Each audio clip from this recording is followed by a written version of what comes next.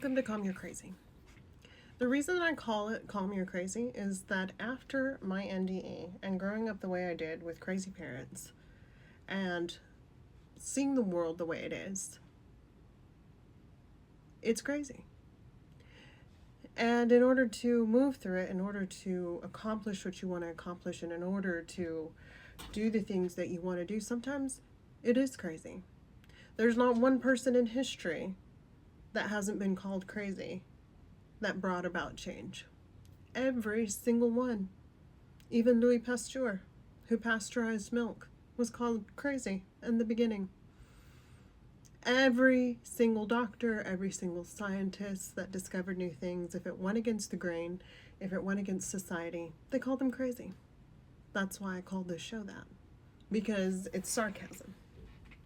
We have to live in this existence with capitalism the way it is, with what happens in everyday life, hurting ourselves. And that's crazy to me. We live in a society and we live in a world where money is the driving force, and it's literally an agreement. And now it's digital currency, and it's not even real. And we've got to live with that, and we've got to try to live with the stress of it all and try to be somebody and do the things that we want to do. And it's almost impossible because of the way everything is set up. Your brain gets into these neural pathways and these neural grooves. So if you come from poverty, you continue to beget poverty. It is nature and nurture, meaning that it is part of your DNA, and it's also the life that you live and the things that you do. So growing up in a cult for me, being sequestered by my parents, always being taught that the world was unsafe and that people were bad, made me walk through life feeling that way about myself and about everybody else. But it's not true. Most people are good, most people are kind, and this reality is a simulation that you can change. But the way you change it is by changing yourself and by changing your mind and healing your body. Then whenever you have that and you keep moving through your life, you can see where things went wrong before, how things from your past are screwing it up for you now, and you can continue to change it. That's why I teach it. That's why it's called Calm Your Crazy, because other people are calling it crazy, and you may think of yourself as a little bit crazy, but the truth is you're the sane one in this world that's mad. It's upside down, it's opposite day. This world is hard, and it's made that way on purpose so that you can overcome it. That doesn't mean it's easy, it doesn't mean it's great. 2 things and 3 things and 4 things and a million things can be true at once. It's hard. But we have to do it in order to change the world. Because right now, the players of the game are screwing it up for the rest of us. And they have been for quite a long time. And so, the changing, the realizing what it is, the getting a hold of your past and learning from it, that's how we change ourselves, and that's how we change the world.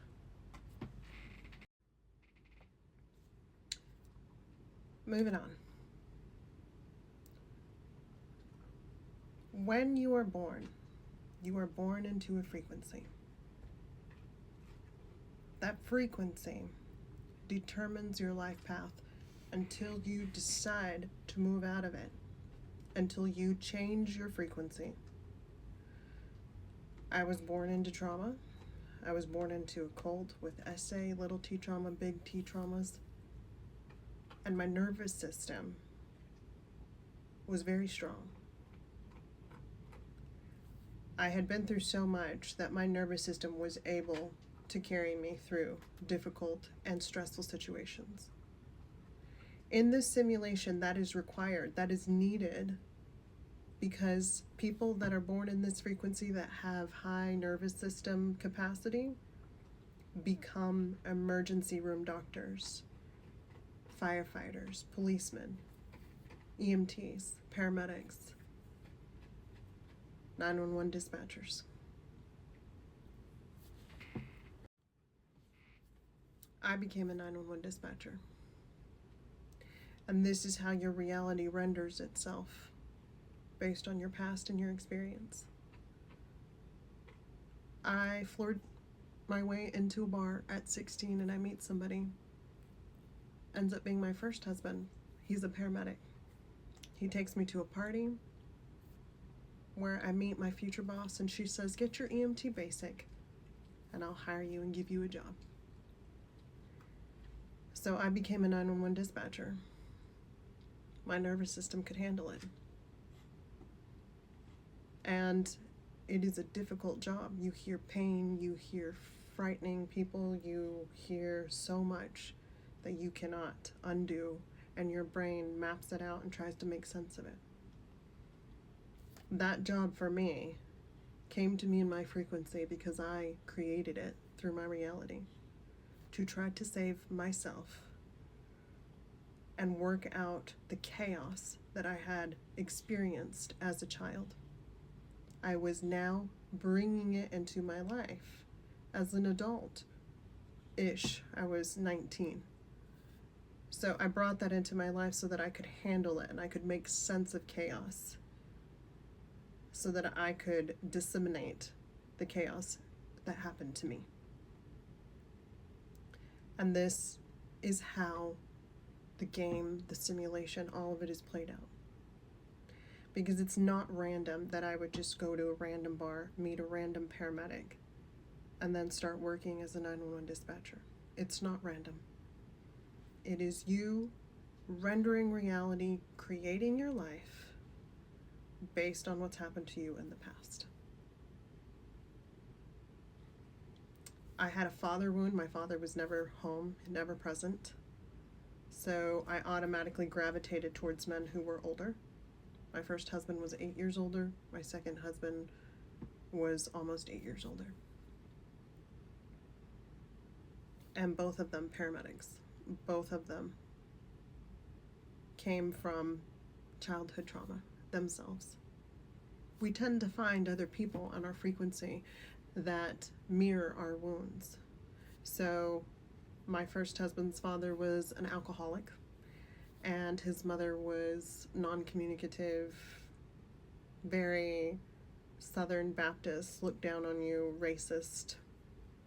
And those mirrored my wounds of not feeling good enough, because when we came back to the United States, my parents wanted to recreate familiarity of their cult life, which was a bunch of people living in a house and having a group.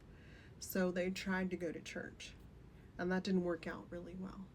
The churches were Baptists. They were a small town, Texas, and they noticed right away that my siblings and I did not look the same. There were 7 of us, and my mother tried to say we all belonged to the same father, but it was not true, because we aren't. Only 3 of the 7 of us were my father's. The rest of them were from my mother's sex work that she had to do in the cult. So 2 of my siblings have red hair and are white as the driven snow. So it was very obvious to the churchgoers that we were lying. And judgment was cast almost immediately. Also because my father's Hawaiian, so he's dark, and we automatically had prejudice because we weren't white. Not all of us. So I recreated a system in my first husband and his mother that made me have to confront and deal with and work out the reasons why I was dealing with those things as a younger child in a Baptist church. During my years doing 911, I was really good. We dispatched for 36 counties and 1 helicopter and then 2. And there were only 2 of us in there.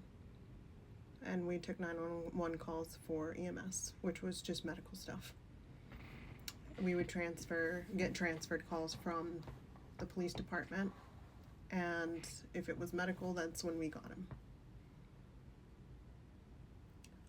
I wanted to help people so bad because I saw what my family went through. My parents were not just, I mean, they loved us, but they were abusive. And they were not there for us. And what that did, and it doesn't happen this way for everybody, but it made me very self-aware and very hyper-independent because nobody was there for me. I had to deal with it on my own. When I got sick, my mother would just yell. If we threw up, if we weren't feeling good, we were just told to go deal with it.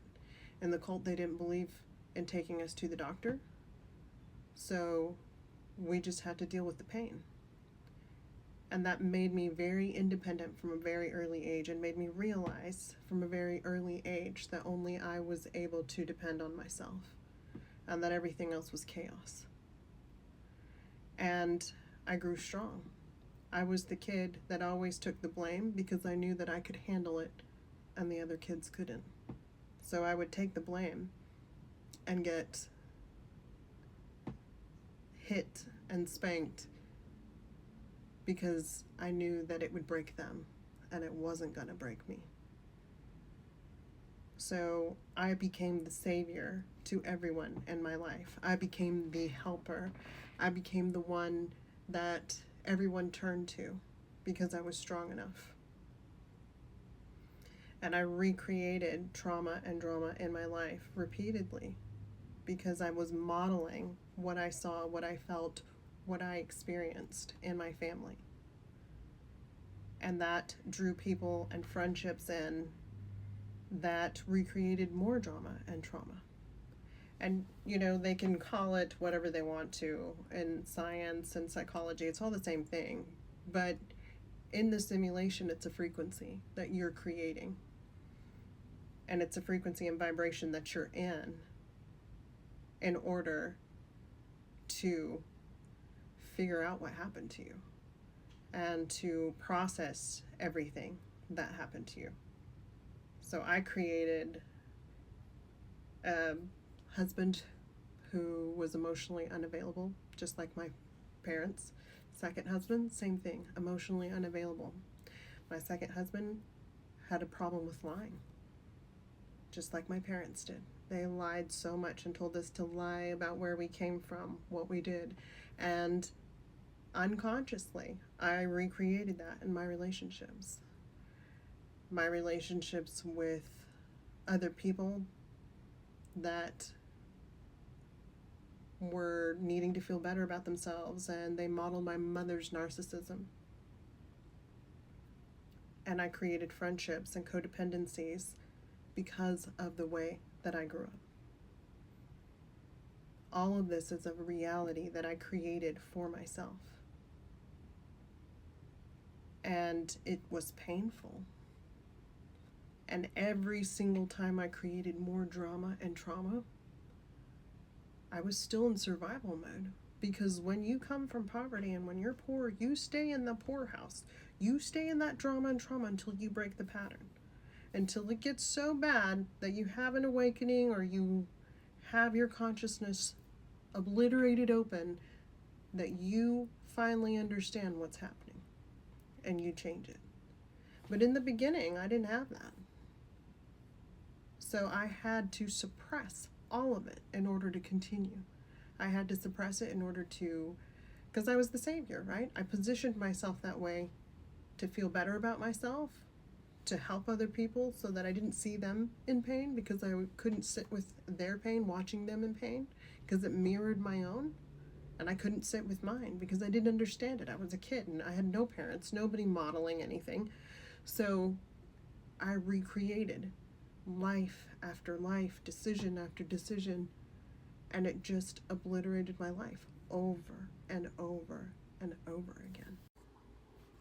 So my point in all this is that we create trauma to try to learn from the past. And in the process of doing it, we dysregulate our nervous systems. We hold this pain in our body, and it makes us heavy, and it keeps us from growing, and it keeps consciousness from coming in. It's like there is static on the frequency, static on the line. And in order for us to heal, we have to start being vulnerable. We have to start being honest. And we have to start telling our stories. This is just going to be a short episode because it's difficult for me to talk about the past. It's difficult for me to bring it up. But it is also very necessary in order for me to heal. And it's necessary for you to heal. And it's necessary for you to have a safe space, even if that's one that you just create yourself like this. There are so many things in your life that you created just to heal yourself. And when you can realize that that's what you've done, and that's how it works, then you can take the steps to start changing it. And I'm very passionate about it because the state of the world and the way that we are in means that we have to heal in order for the world to change. Because as long as we are still holding pain in our body, as long as we are still acting off of our childhood selves that aren't healed, we continue to hurt other people. And I've done it myself. There are times where I'll probably still do it. But part of healing is giving yourself compassion and not reverting to what our parents did and not reverting to what society says we should do. It's listening to ourselves and trusting ourselves and knowing that we intrinsically know what's best, that we instinctively know how to heal ourselves. And that's what we have to do to move forward. I can go on and give examples after examples after examples of things that have happened to me and how I created the reality that I'm in. I could do it all day long, and we could sit here and go through the litany of things that have happened to me and choices that I made for other people, against myself, or for myself, and it was the wrong decision. Every single thing that you do is based on something that has happened in the past until you heal it and you start making conscious choices moving forward and stop acting off a dysregulated nervous system. I'm so proud of the work that I've done. And I don't often give myself praise. And I've noticed that people that come from a lot of trauma often don't give themselves praise. But you have to. You are the one who made it here. And despite everything that I did and the trauma that I passed on to my kids and the things that I've done, there are other things that I did right. And we don't tend to look at those because we were born with parents that always drilled in the negative. But they've done studies, and negativity and negative reinforcement is 100% ineffective. It's never been effective, not even once. So what I do and what I recommend and what therapy recommends is that you acknowledge it. And you also put the blame where it needs to go. It's the past. It happened because of what happened to your parents. This is also a reality that's simulated so that we can have this experience. And we determine, when we understand that, how to move forward and how to change it. And when we all do that, we change the world. And that's why it's so important to share, to be vulnerable, to heal. Thank you for listening. That's all for today.